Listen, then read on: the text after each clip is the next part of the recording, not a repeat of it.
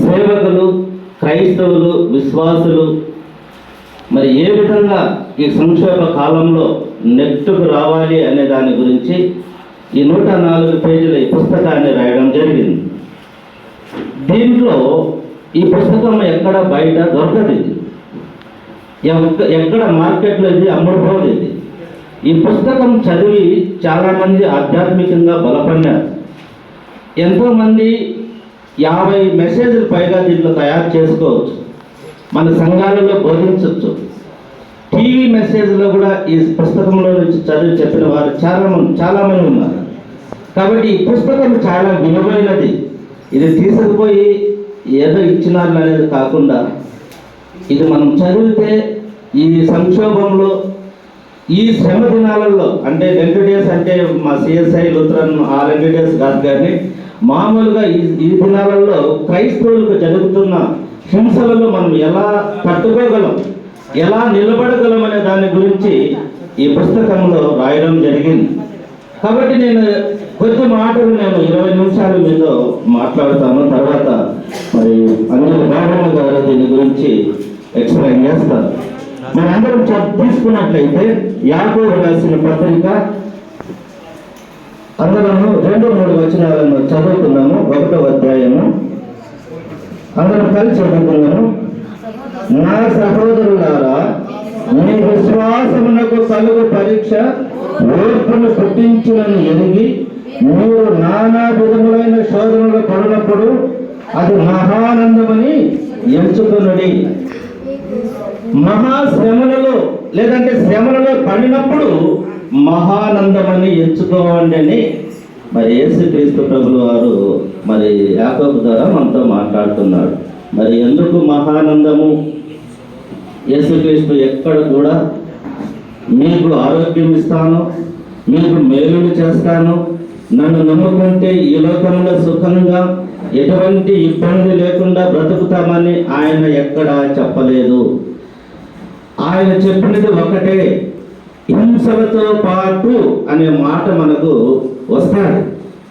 Mark సువార్త 10వ అధ్యాయము 30వ వచనంలో మనం చూస్తే శ్రమలతో పాటు నిత్య జీవం వస్తుంది, శ్రమలు లేకుండా నిత్య జీవము రాదు. ఈరోజు మనం బోధించే విధానంలో కూడా మార్పు తీసుకురావాలనేది ఈ బుక్ ఉద్దేశం. ఎందుకంటే చదవండి ఆ మాట, మార్కు సువార్త 10వ అధ్యాయము 30వ వచనంలో చదవాలి. వారు అక్కడ నుండి బయలుదేరి గలిలయ గుండా వెళ్ళుచుండిరి. అది ఎవరికి తెలియక ఆయనకి ఇష్టం లేకపోయాను.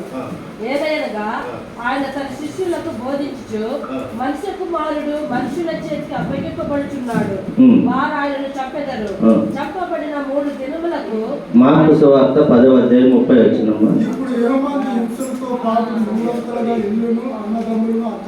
అప్పుడు హింసలతో పాటు నూరంతలుగా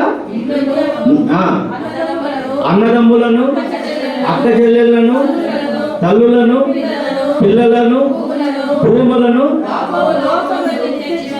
రాహబోవు లోకమందు నిత్య జీవము. ఈ పాటు మనం ఒకటి ఆలోచన చేయాలి, హింసలు లేకుండా నిత్య జీవము లేదు. ఒక నోటుకు ఏ విధంగా మరి ఈ పక్క ఆ పక్క కాయను, లేదంటే కాయనికి 2 బొమ్మ పొలుసు ఏ విధంగా ఉంటాయో, ఏ విధంగా ఉంటే ఆ నోటు లేదంటే ఆ కాయను చెల్లుతుందో, ఈరోజు నీకు హింసలతో పాటు నిత్య జీవం వస్తుంది. హింసలు లేకుండా నిత్య జీవము రాదు. నొప్పులు లేకుండా పిల్లలను కనలేరు. ఇప్పుడు సిజేరియన్ వచ్చింది అనుకుంటున్నాము, ఆ కుట్లు మారడానికి కూడా నొప్పులే. చాలా మంది జ్ఞాపకం చేసుకోవాలి. ఈ దినాన దేవుని వాక్యం అంతా ఈ పుస్తకం రాయడానికి కారణము సంక్షోభంలో క్రైస్తవ విశ్వాసులు, సేవకులు ఎలా తట్టుకొని నిలబడగలగాలో బోధించడానికి. ఇందులో ఒకటి ఏమి అంటే మన పుస్తకంలో పైన 3 ఉంటాయి. ఒకటి వనరు. నీకు వనరులు, సహజ వనరులు అంటూ ఉంటాం. మన దేశానికి సహజ వనరులు ఉన్నాయి. అలాగే కడప, రాజంపేటలో సహజ వనరులు ఎక్కువ దొరుకుతాయి. ఏం దొరుకుతాయి? ఎర్రచందనం అంటే భౌతికంగా దొరికే వనరులు ఉంటాయి. ఇక్కడ వైఖరి, వనరు, దైవిక జ్ఞానం 3 విషయాలు ఉన్నాయి. సంక్షోభంలో, కష్టకాలంలో, శ్రమ దినాలలో నీ మీదికి శ్రమలు వచ్చినప్పుడు నీ వైఖరి ఎలాగుంటుంది, నీ మనస్తత్వము, నీ ధోరణి, నీ ఆలోచన విధానం ఎలాగుంటుంది ఒకసారి ఆలోచన చేయాలి. మరి పునుగు పిల్లి గురించి అందరికీ తెలిసి ఉంటుంది. పునుగు పిల్లి తెలుసా? మరి తిరుపతి కొండపైన ఆయనకు సుగంధం పూసేదానికి ఒక పునుగు పిల్లి ఉంటుంది. దాన్ని పట్టే విధానం ఒక రకం ఉంటుంది. అది బొరియలలో నివసిస్తుంది. అది చుట్టూ ఏమవుతుందంటే బొరియలకు అన్నిటికీ వల ఒక పక్క వేస్తాడు, రెండోది అంతా బురద పూస్తాడు. మిగతా విన్నేటికి అన్నిటికీ ఏం చేస్తాడు? బురద పూస్తాడు. ఆ పునుగు పిల్లని పట్టే విధానంలో వేటగాడు అన్ని బొరకలలో ఉంటుంది, భూమిలోకి ఉంటుంది కాబట్టి ఆ మిగతా బొరకలన్నిటికీ బురద పూస్తాడు, ఒక పక్క మాత్రమే వల వేస్తాడు.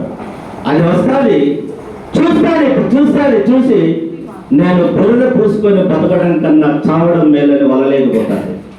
దేవుని ప్రియ సంగమా, మరి విశ్వాసులమా, లేదంటే అందరం